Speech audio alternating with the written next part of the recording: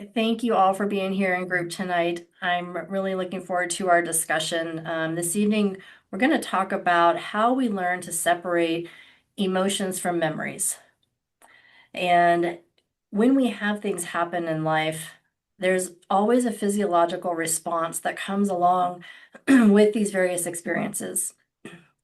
And those are learned responses. Those emotions are showing up because they're attached to memories of other events in our life that have brought similar emotional responses to them. And part of the goal with microdosing is being able to quiet down that default mode network where we have all those ruminating ideas and those belief systems and those concepts attached to the meaning behind things and where a lot of the power sits when we are allowing things to impact us in a certain way. Another thing that mushrooms do, that psilocybin specifically does, is reduces blood flow to the amygdala. And the amygdala is that part of the brain where fight or flight, fear, and other emotional responses arise. And so by reducing blood flow there, we have an opportunity to have an emotional response and become aware of it. But because of that quieted default mode network, we don't automatically go 150 miles an hour from emotion to behavioral outcome because the emotion is attached to the belief system that goes along with it. When we quiet down those belief systems, then we have more opportunity to give space. And with space, we get to reflect a little bit differently. And that reflection provides a chance to be able to determine how we want to respond. So when we talk about things like trauma is something that can either be acute, a specific instance, or it's something that could have happened for an extended period of time. And regardless, our brain interprets it the same way, and messaging is internalized based off of how we define those things that happen to us about us. And those definitions have a lot of power because they are formative in how we respond to future situations and future people going forward in our lives. So when we've been through a traumatic experience, and we are put in a situation where either a person reminds us of that prior trauma, or a situation has some sort of relevance or connection to the idea of that prior trauma, or we just have an emotion that feels like that, the brain says, oh, I know what to do with this, and it goes into self-protection mode. Whatever that self-protection might be. And that can look a lot of different ways. It can be that we are outwardly angry. It can be that we lash out to others. It could be that we isolate. It could be that we go to a coping mechanism that we've learned to use to help cover up those thoughts and those memories. There's a lot of different things that the brain will choose. But what doesn't happen if we have heightened blood flow to the amygdala and an overactive default mode network is we don't sit and have a conversation with ourselves about how we're going to respond. We just automatically do it. That's the self-protective aspect of a trauma response. And that's the intelligence really of our own brain saying, hey, don't worry, I got you. We're going to survive through this. It's fine. But the situation is not the same in that moment as it was prior. So we end up with coping mechanisms or responses that are no longer serving us in the future because they're connected to those memories from the past. So when we talk about the idea of separating emotion from a memory, we have to be able to get to a place where we can almost hold that memory in our hand and look at it objectively. And when we feel a certain emotion, we have a space to say, okay, let me recognize why this emotion is here. What is it that's coming up with this? Because otherwise we just autonomically respond. So we sit with the emotion. It's uncomfortable. We've talked in many prior groups about how much humans hate discomfort, right? All of us are trying to avoid discomfort most of the time. That's why we stay really busy and do a lot of things. And until we realize that that discomfort we are required to go through in order to get to true healing. But when we sit in the discomfort of that emotion and really ask ourselves, why is this here? What is it showing up? What is this trying to tell me? Then we can determine what we want to do with it. But not until we quiet down that circuitry in the brain of those automatic self-responsive self-protective responses do we get a chance to actually do that. So kind of put a lot out there. I want to give you guys a chance to share anything that's kind of come to mind for you in this, and let's continue to develop this idea.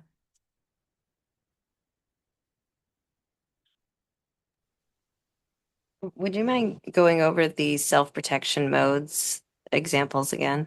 Yeah, absolutely. So self-protection is how the brain determines it is going to survive the situation. But the brain is going to determine that based off of information it has from the past. So if we think about a child will tend to do one of two things. They'll either lash out or they'll hide. Well, what does that look like for adults? We tend to also go down that, but then we've also incorporated the autonomy of being able to choose a coping mechanism too. So am I going to lash out? Am I going to hide? Or am I going to choose something to try and cover it up?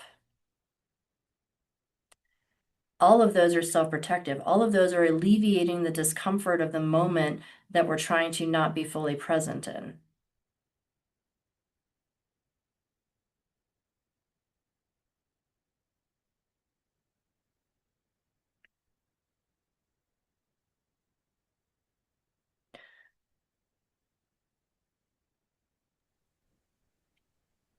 I I've been reading or hearing a lot about this um amygdala. I can't say it. The Um amygdala. yeah, amygdala. And I do see I do think that the psilocybin has helped me because there's times when especially recently, where I've gotten angry, but I've been able to go, well, let's stop that. And And then I kind of turned it around and said, well, why are you angry right now? Where is this coming from? And I don't always have the answer right there, but at least I feel like I'm, instead of just going, "Rah!" and getting all upset and, all the stuff that rages through you, at least I'm kind of now being able to stop it sooner than later. And then the big thing is to say, why? What are you doing here? Where's this coming from? So that's been helpful. Absolutely, because it doesn't feel good to lose control. Sometimes the idea of losing control or being out of control can feel relieving. I've thought before, if I could spontaneously combust right now, that would just be so relieving because things just build up. But then, of course, my next thought is like, that would be so messy. I'd be the only one left to clean that up. So, we don't want to do that. But no, that idea of just letting emotion out. So if we work backwards to where is that emotion coming from, to your point, I think the first question that we can ask in those moments that I've learned is, what is my fear? Mm, Because for myself at this point, having done that enough times, I know I can 100% of the time go to there is a fear connected to it. A fear of being invalidated, overlooked, underappreciated, whatever that fear is that's kind of rooted in that. And when I can recognize the fear, then I can see that connection to the emotion. Maybe that fear sometimes is fear of loss, but then what's the fear of that? Fear of being alone. Okay, what's the fear connected to that? What does that mean about me if I'm alone? We kind of peel back those layers of fears sometimes, and that's where we can see really the deeper root of where those emotions are connected.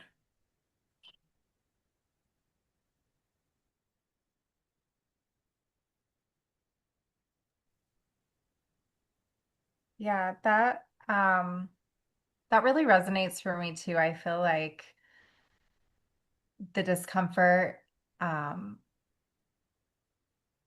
is like this necessary part of being able to, for me it's been the process of moving all of those memories and all those traumatic experiences and all those things like out of my body into my hand, like whereas before, yeah, it was like even just the process of that um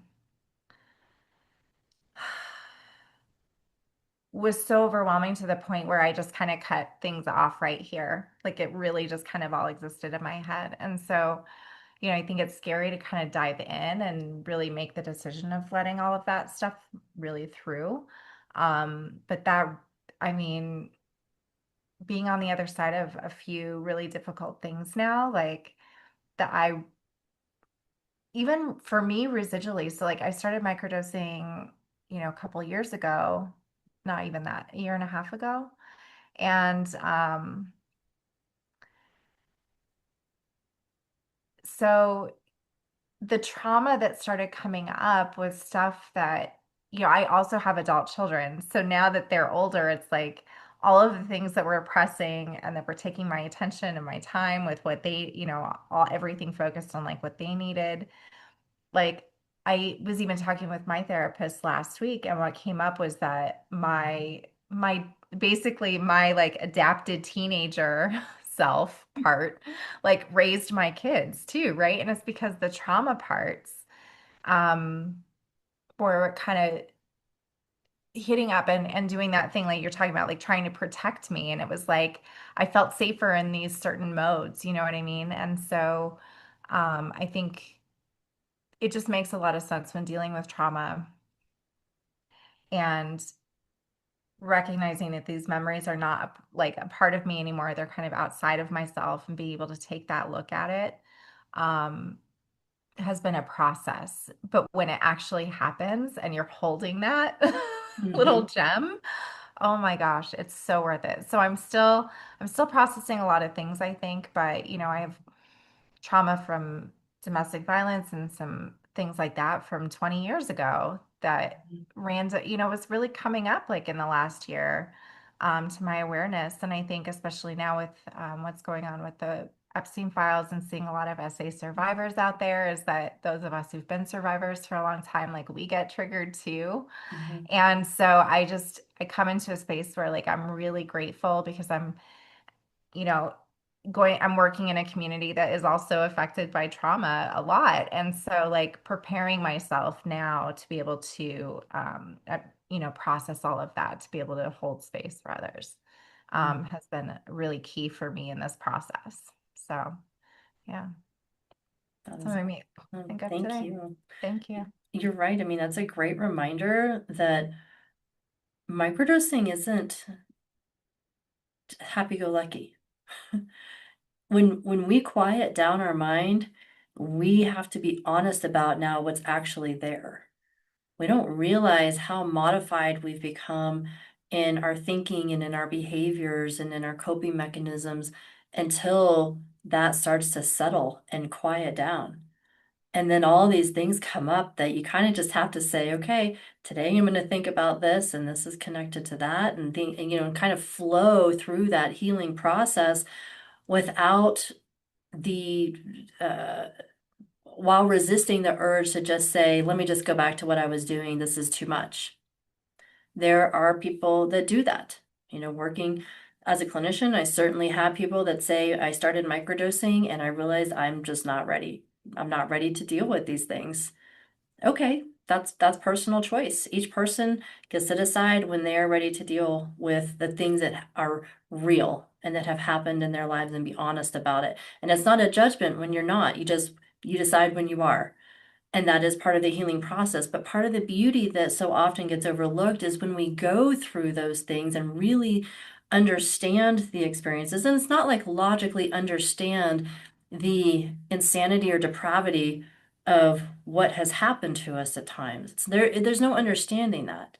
To understand insanity, you would have to actually be insane. No, if you're not insane, that's not going to make sense to you. So congratulations not being able to understand that. Take that as a little gold star for the day. But instead looking at it and saying, that's not mine to own. I didn't make that decision. Somebody else made that decision on my behalf.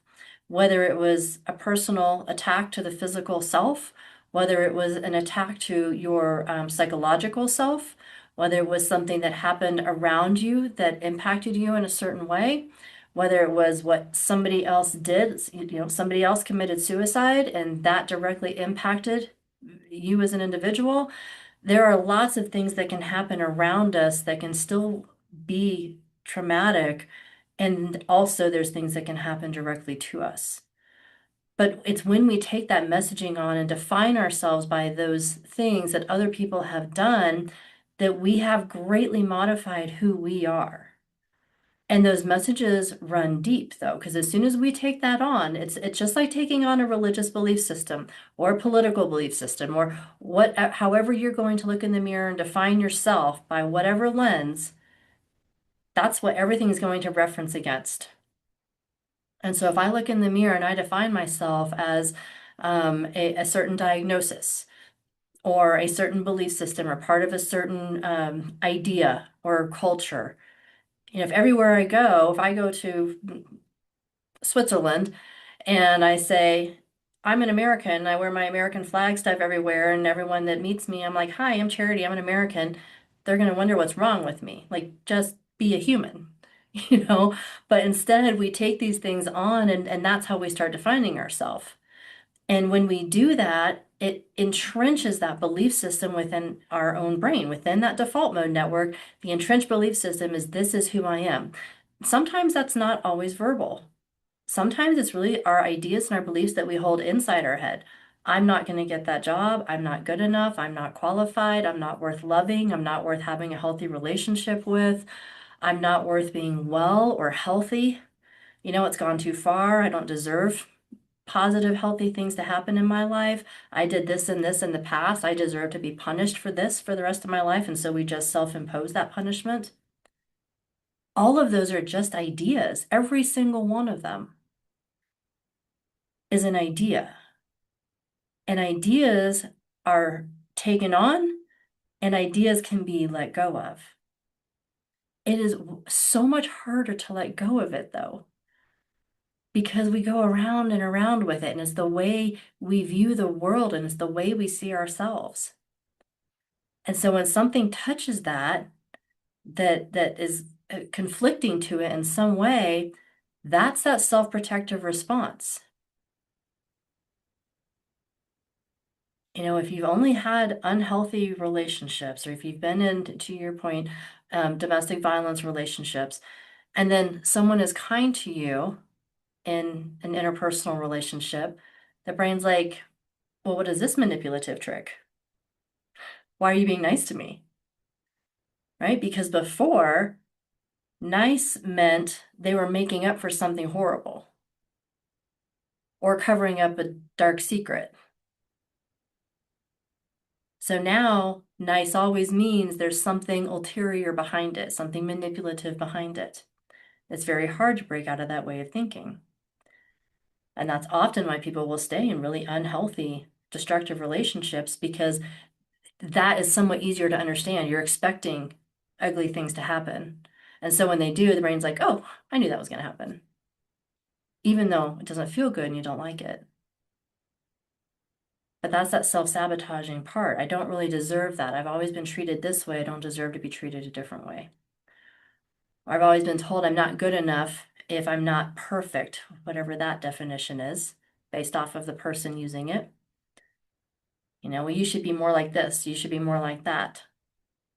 Why can't you be like your sister or your brother or, the other person down the hall?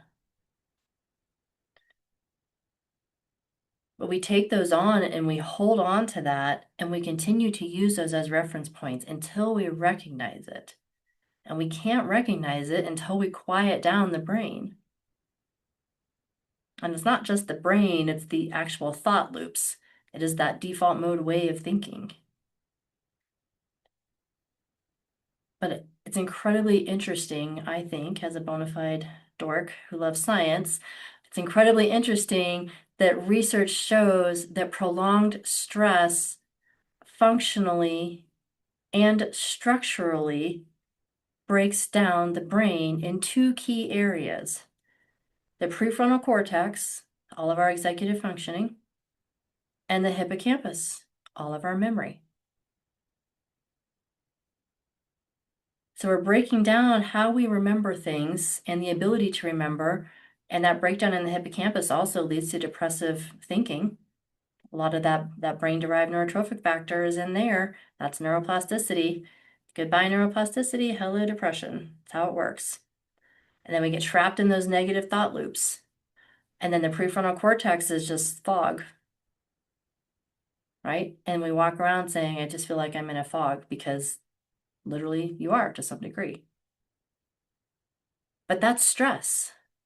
And stress is external to us.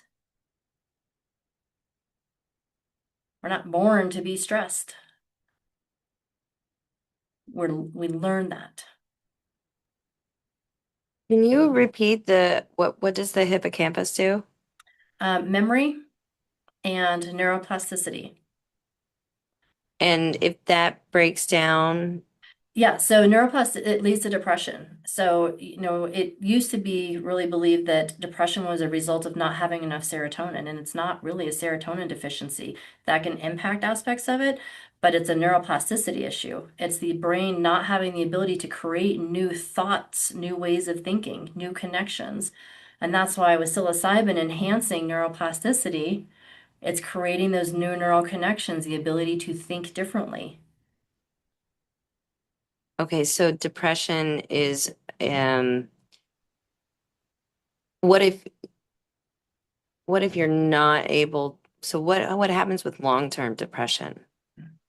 Yeah, long-term depression is really just the brain getting stuck in those negative thought loops. That's going to be that combination of not having the neuroplasticity, the brain not having the ability to create new neural connections. It cannot functionally think different because it has been structurally broken down.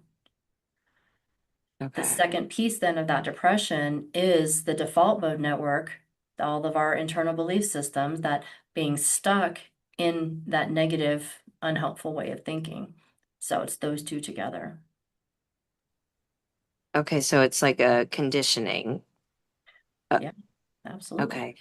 And then what would be a difference between, how would you define the fight or flight versus panic? Are they pretty much the same thing? Very similar. So fight or flight is that hypervigilant state of awareness. So that is increased blood flow to the amygdala. That's the biological thing that's happening. And then there's an idea that goes through the brain of this fight or flight response is creating the idea that I might die. So the idea is a direct threat to survival of the self. And that's what we call a panic attack. That's the difference really between a panic attack and an anxiety attack. Anxiety attack is like, I'm wound up, I'm having a hard time calming myself down. A panic attack is the brain actually believing that I might die, and then, how do we resolve that? Okay, so if I was extremely fearful for my daughter and it triggers me Hmm. and I go into that, I mean, I start shaking Yep. and I almost can't, I have a very hard time um thinking clearly. I start, I mean, I'm trying to stay and remain calm, but I'm actually fearful for her life. So what would that be? Is that panic, or is that just a response to the trauma that we've gone through? I mean, she struggles with alcohol addiction, and I'm worried, you know. Mhm. So I think So that answer is going to be twofold, because first there's the part of your thought process believing that you have control over the outcome of your daughter's choices. So that's one piece of it. And every parent on the planet has that to some degree, because that's how we keep our little tiny humans alive. And then they become adults, and you don't just turn that off, right? So there's that piece of the brain that's invested in keeping that other individual alive and caring about their well-being, but also a belief that it is my job as mother to keep that person alive. And so I need to do all these things on their behalf because you know what the world is capable of. But then the second piece of that is likely connected to your own past experiences of whatever traumatic things happening, whether it was surrounding alcohol or not. there's traumatic experiences from the past that you have had that you are well aware of the danger that she can be in because you've experienced some of your own things from the past.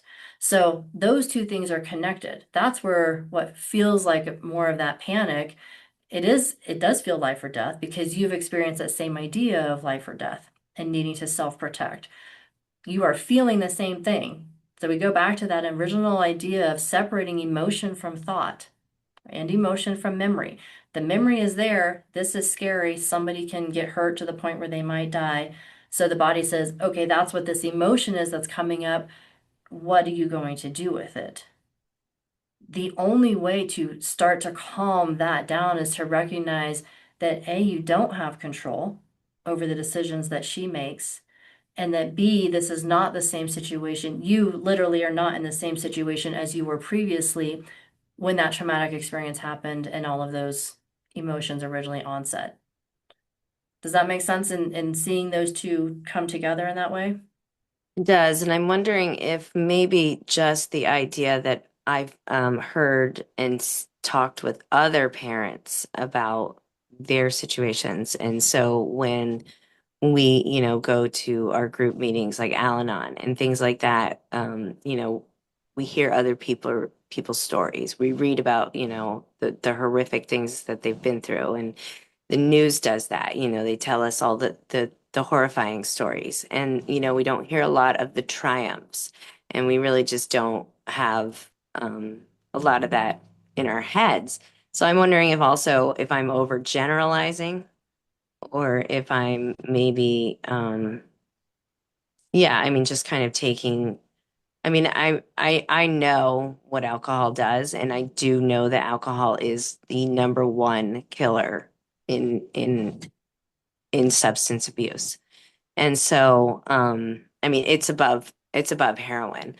And so, the fact that it's so readily available, it's legal, and it's, considered okay by everybody and all this stuff. So I have all these, factors that come into play, and I can't fight the world. Like I can't argue with society. All I can do is, you know, have the ideas of what she needs to be doing and what would be healthy. And I know that I'm powerless. I mean, and I think I get absolutely revved, like emotionally, like I was shaking. I was so fearful, because my daughter was having she was out on a binger again. And, and my family's texting me, she's in Colorado, I'm here in Pennsylvania, I can't do anything. And I don't really see it. I'm not really sure, but I have been around her when she's been this way, and it is maybe re-triggering me from that memory. Mm-hmm. It's also playing off of the fear that has been imposed there, though, because Okay. fear in itself is not just a natural state. Fear is a belief. We, the body responds to things that we are taught to be afraid of. So those ideas that are discussed during the various group meetings and on the news and in statistics and all of that, just because they're factual to some, when we look at statistics, I'm going to say factual. The fact that those ideas are out there, again, we take that on. And we can all live in a constant state of fear because there's a heck ton of stuff that's going on in the world right now. And as per usual, right, this is a planet full of human beings. There's always a bunch of stuff going on, but that we can live in a state of fear constantly and let that dominate the way that we show up on a daily basis. Or we can recognize it's not so much about being powerless, because that's a really demeaning term to use, but recognizing where you do have power. You do have power over yourself. You don't have power over another human. None of us do. Most often, the people that show up as appearing to have the most power, again, they push people around based out of fear. People respond to them and give them power because they're fearful of what repercussion there might be if they don't acquiesce and go along with it. So if we step back from that, your goal is not to control your daughter. She's her own person. She will make the decisions that she wants to make. That's what you as a healthy parent want for her. You want her to make her own decisions, but you want her to make decisions that you define as healthy. All of us do. That's not a judgment statement. Every parent has an idea of what a healthy life looks like and what healthy decisions are, and we all want our children to make those decisions because that's how we view the world and that's what we define as healthy. And when we see them doing things that we know can lead to a path of a lot of pain, we want to alleviate that for them. So we say, oh, don't do that. That's bad for you. That's unhealthy. That could kill you. All these terrible things can happen. They're going to make their own choices. So we either choose to sit in a state of fear where we don't have power over them, but we give up our own power to fear. Or we decide, I'm not going to give up my own power. I'm not going to live in a state of fear. I'm going to recognize this isn't mine to own. I can't fix this. And not only can I not fix this, I want the other person to choose that for them because that's the only way it's really going to be meaningful. And if we look at inpatient rehab when it comes to addiction, it's a revolving door. Because most of the time, the individual has been convinced to go there by well-meaning friends, family, all of that. But it doesn't work. And it doesn't work for a myriad of different reasons. And for those of you listening online, there's a lot of reasons, but the research and the statistics show inpatient rehab does not work for addiction. And the root cause of why is because you have to change the way a person thinks. And it doesn't come by manipulation. It doesn't come by threatening. It doesn't come by saying your life would be so much better if only you would do this or that. The thinking has to change. Addiction is not a result of a substance or a behavior. Addiction is a result of thoughts and memories. That's it. What do I want to cover up?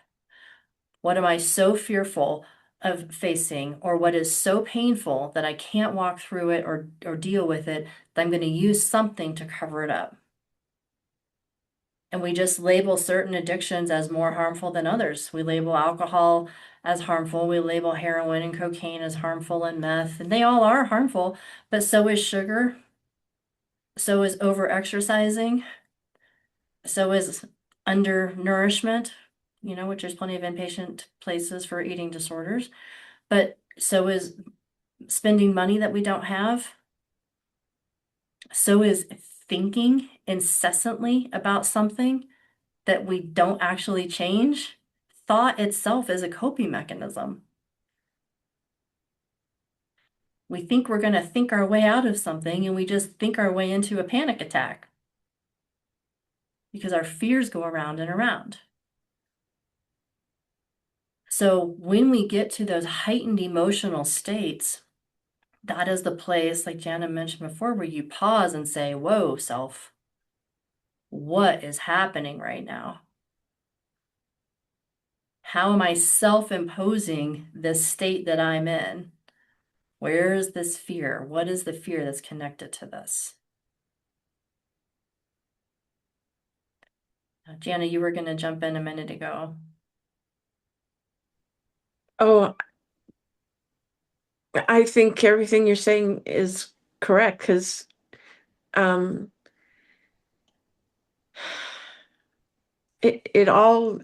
everything comes back down to fear and what you're afraid of. And it's so hard to look at that and face it and say, yeah, I'm gonna walk through it to get to the other side. And I appreciate you saying that because I have several friends that are going through a whole bunch of shit right now. Immediately, I'm like, because that's my MO is to go in and help and fix and do. And I've been able to, especially this last month, to just sit and listen and not go, oh, well, I think this is what I see from the outside. I've just been able to go, that's not you. that's not for you to say to them. You need to be maybe saying that to yourself and just learning how to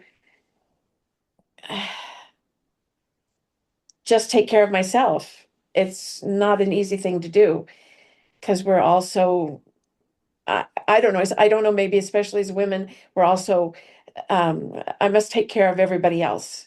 My kids, my dogs, my, everything else. And we don't know how to take care of ourselves. Well, how often do we end up actually taking care of other people because we think that as long as they're okay and they think that we're a good caretaker, then that makes us okay? Yeah. So that's that, we'll use the term people pleasing often. As long as everybody else thinks that what I'm doing is okay, and as long as I look like I'm taking care of everyone else, then I don't have to do anything for me or about me or sit and think about why am I doing these things? Why am I saying yes to everything? I don't have time in the day or emotional bandwidth to do all the things that I've said yes to in a way that's meaningful. I say yes, and I'm like, oh, I can't believe this person wants me to do this. Well, I said yes to it, right? But then I'm resentful to them because, like, well, why'd you even ask me? Instead of, why did I say yes to something that I probably shouldn't? And it's not that they're bad things. Hey, can we get together for coffee? Sometimes, yes. Sometimes my brain's like, I, that can't be a priority right now. And I have to be okay with just saying now is not a good time. Can we do that at some point in the future? Or can we just chat by phone? You know, it's, but we think so often on how is the other person going to receive this? And we are predetermining how they're going to receive what we say. So we don't give them a chance to even respond differently. That happens a lot in relationships.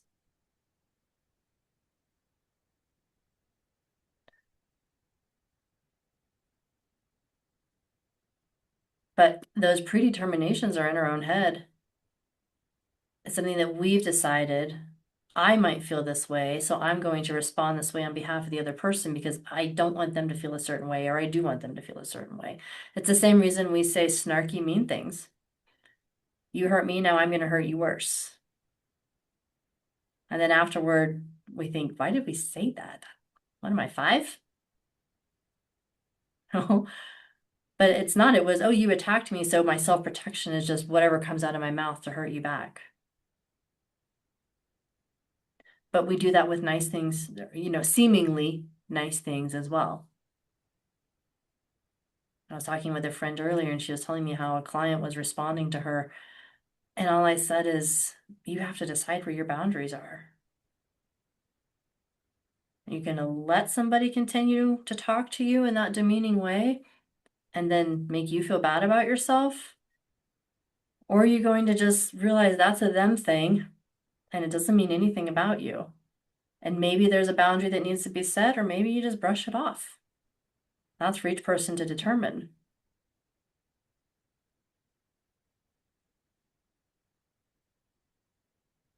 But so often that comes back to those fears. Go ahead.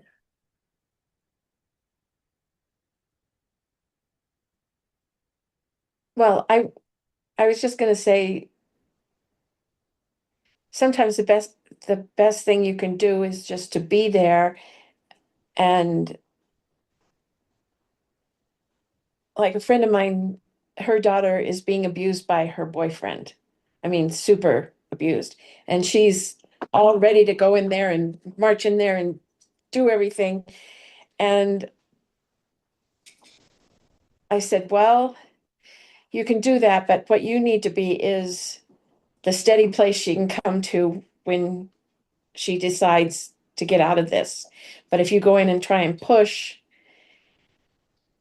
it's going to lock it in place even more. Mm-hmm. Because I've been there, so I. I mean, well, I don't know that I know her situation, but I know mine. You know your experience, yes. Yeah. And so I just said, try your best to be just, just let her know that you love her and that you're here. Mhm. And then take care of yourself, because that's what I'm learning and perhaps I'm learning it the hard way, that all I can do is take care of myself, or control my thoughts and my this. Your response is yes. Yeah. Yeah.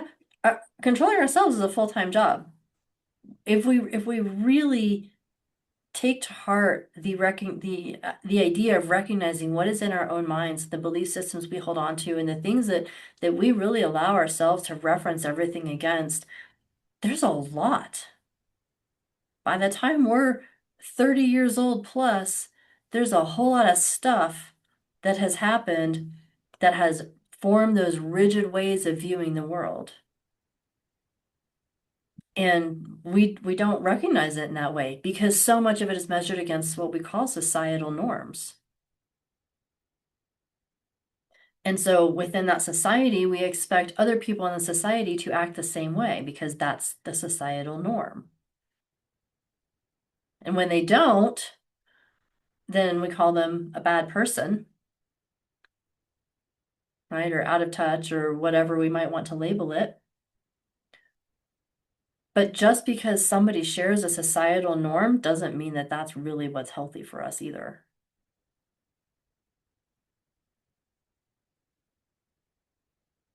So, and kind of stepping back,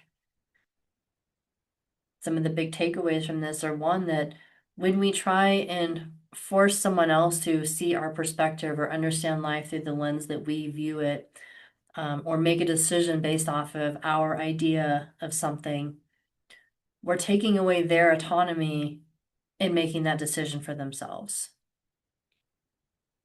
When we hold ourselves accountable for the decisions that other people make, we are taking something onto us that we then have no control over the outcome of because it's purely based off of the other person. But if we instead look at what's underneath those fears and those beliefs and those ideas that we hold on to so closely, we can make a healthier determination for ourselves on where we want to spend that energy. Do I want to spend my energy, which is limited? And every single thought that we have requires a brainwave, and every single brainwave requires energy. So am I going to take all this energy and use it in thinking about how somebody else is living and the things that they're doing?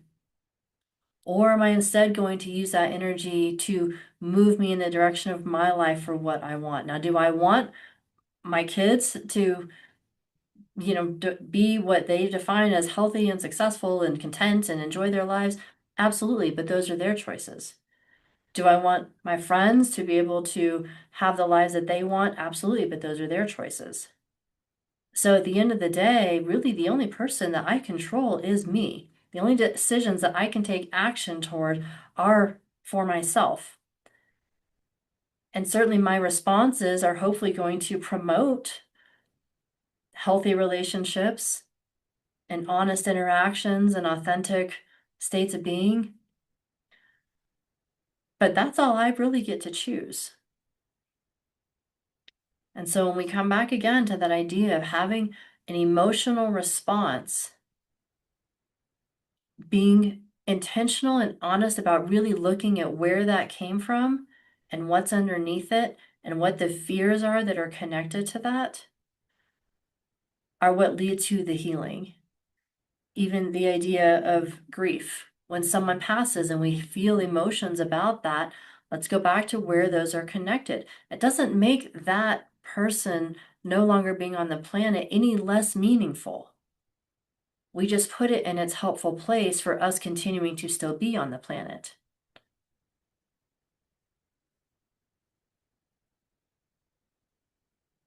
So, where do the emotions come from? Why are they here? Are they serving us or not serving us? What do we want to do with them? Those are all choices and decisions we get to make.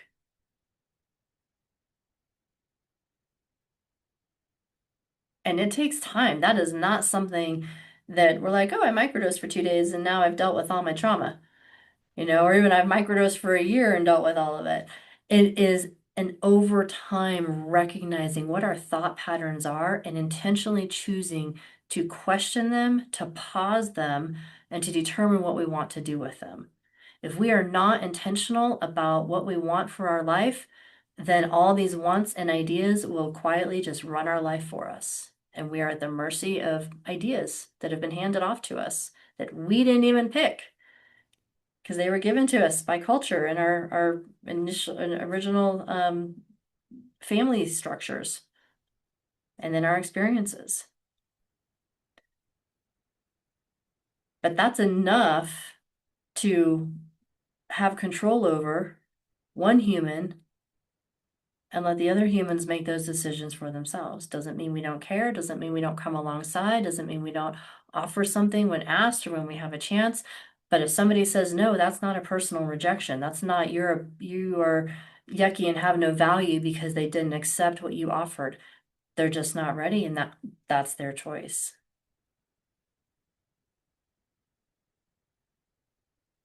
But what do you want for your life?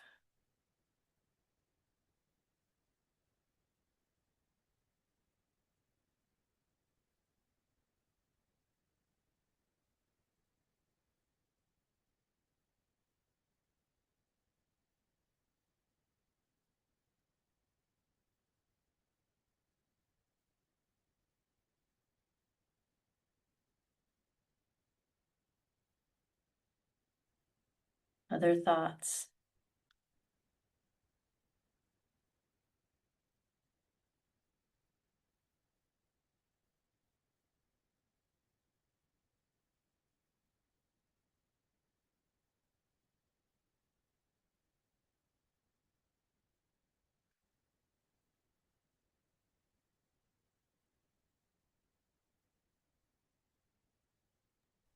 I have a quick question. I just think it's fascinating that, like what you were saying about depression, and the things that we think help and they really don't, you know what I mean? And what actually causes it and all those kinds of things, and we really don't know.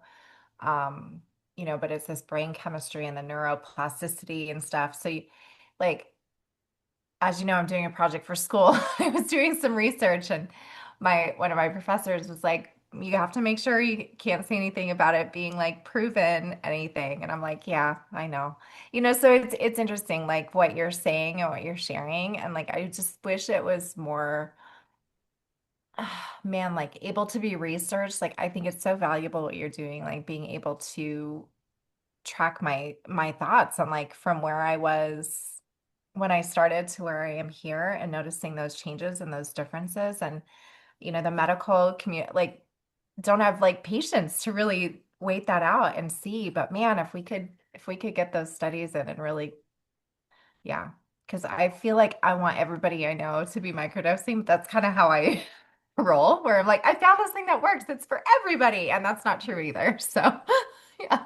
But to your point, Yeah. that idea of how we determine that a statistic has value or Yeah. that there's a measured outcome, if it's not done in a lab with white lab coats and variables controlled and all of that, versus I personally have worked with over 1,000 people and outcomes are consistent. Right. Nobody's going to tell me it doesn't work. Right.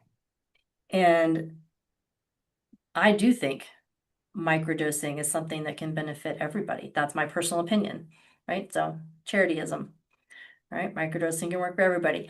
But the reason for that is because when we do look at what we know now, and science is constantly changing, just like depression was a serotonin issue. Now it's a neuroplasticity issue. One day eggs are good for you, the next day eggs are bad for you. One day you should eat high protein. Now high protein isn't so great for you. You need to make sure you're having carbs. Like there's all kinds of things. We can create research protocols and ideas to prove almost anything if you have an audience that's willing to believe it. But instead, What if we set aside fear to try something new that is nature, not man-made in any way, shape, or form, grows out of earth, and see how it impacts us? And then when we say, oh, look, research and controlling all these variables says if you do 5 grams, then there's all these great outcomes. But, we're not sure if you do less than 5 grams or if you're taking these little doses on a daily basis and still living your life. What's happening in the brain is the same. But the bigger question is, why do we care? Because look how everybody lives. We all live with this modified way of thinking that is self-destructive to a large degree. If we just went out onto the street and did a poll and asked people, what do you think about your life? And that's not really a poll, that's more of an open-ended question. If we did a poll, we'll use the word happy, which is such a terrible word, but we're going to use it anyway because that's how society has decided to measure things. Are you happy? Yes or no? Are you fulfilled in your life? Yes or no? Do you consider yourself successful? Yes or no? Do you think your relationships are healthy? Yes or no? Those are all definitions. How do we define happy? How do we define successful? How do we define a healthy relationship? How do we even define a relationship, much less a healthy one? Those are all in the eyes of the beholders and the people that we talk to. But we could take all that data, as we would call it, and if we asked 10,000 people, put it into a pie chart that said out of 10,000 people, these were the answers that we got, and we're going to call that statistical. But somehow, if we just live our lives and interact with people and share things that have been helpful and talk about them, then we have other people that are going to say, well, what's the research on that? Who cares? The research is, yes, the research is my life, your life, your life, your life, everybody's lives who is listening to this. That's the research. If it is helpful to you to get what you want out of your life, it is helpful. I was recently at a conference on addiction and mental health. And it was a very interesting experience. I did a lecture there and literally had people sitting on the floor up front and standing in the back, and they shut the doors and would not let anyone else in because the room was so packed. Which doesn't mean anything about me, it just means that the topic is very interesting. People want to understand psilocybin and microdosing. What is the science behind it? How is it potentially helpful for addiction? And so did the lecture, it was great. Had people, I say it was great because everything went off, really well. I had good conversation, good questions. People seemed to really connect with a lot of the ideas. But then had people also who were very threatened by the ideas. Why are you here talking about drugs? It's like, first of all, what year is this? Okay, we're talking about psilocybin in the state of Colorado, which has been decriminalized since 2022. And if you want white lab coat research out there about how it's helpful for addiction, you can certainly find it. But all that says, but I could have responded with that, right? That's my inner brain. Don't ask me retarded questions. But my outside mouth said, well, it depends on how you categorize a drug. Depends on what is addiction? Let's have a conversation about it and have some new understanding about it. I want to enhance curiosity. Let's have these curious conversations. But if there are certain individuals still who the mind is way too shut down to it, they hold a belief system and that's the way it is. And it's not just about psilocybin. It's about vaccines. It's about sugar. It's about food additives. It's about fashion. It's about electric or gasoline cars. It's about the colors that you wear and the places that you live and the way that you believe about an afterlife. And I mean, we can find all these things. Think about all the things that we have differences of ideas in and how tightly we hold on to those. And now we have this mushroom that's been here since way before any of us humans were ever here, by the way, preceding us. And it helps quiet that down. that's threatening to a lot of people. They don't want to think differently because then everything's, oh, wow, if I think differently, that opens up ideas. That opens up me taking responsibility for the way I respond to other people and the things I talk about and how I treat them. And that's the hardest thing of all. Because guess what? We can all be right to some degree. With what I want for my life, the decisions I make are right for me because I'm moving towards a certain outcome. If somebody else wants something different for their life that's different than mine, then those decisions are right for them for a certain outcome. I have zero interest in existing in the Arctic. I don't want to learn how to survive in the Arctic. I don't want to know how to build a shelter in the Arctic.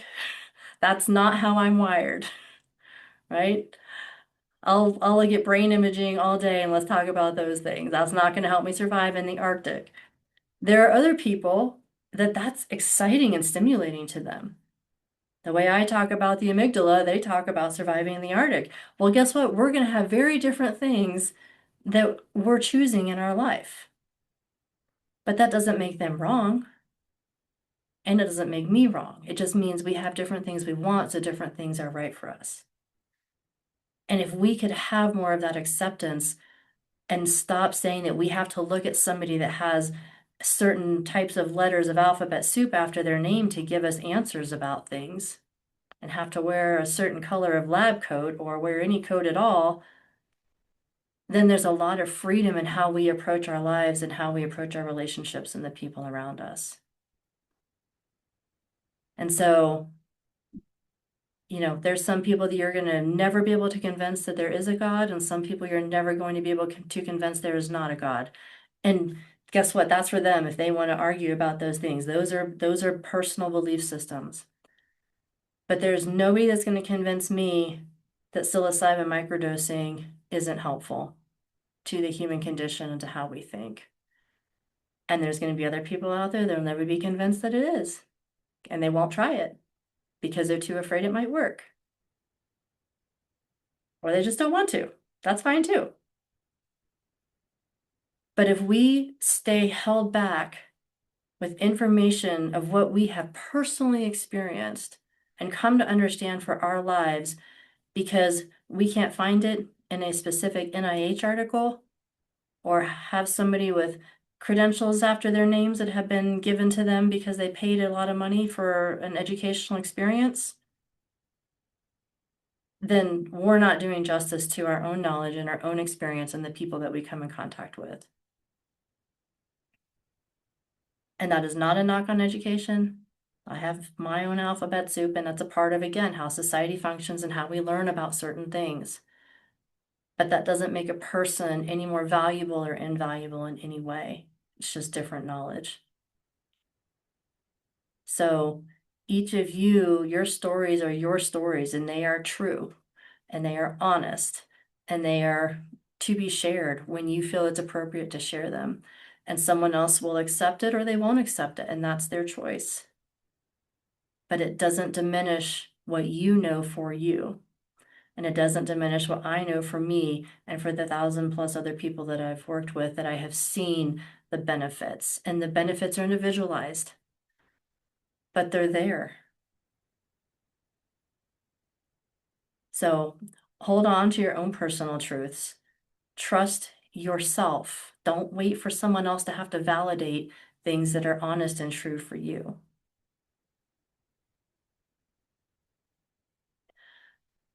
So on that note, we're going to stop the recording for tonight. For those of you that have been listening online, feel free to jump on growyourownthoughts.org and you'll find the calendar to join any of our Zoom meetings in person. We'd love to have you. Thanks for listening.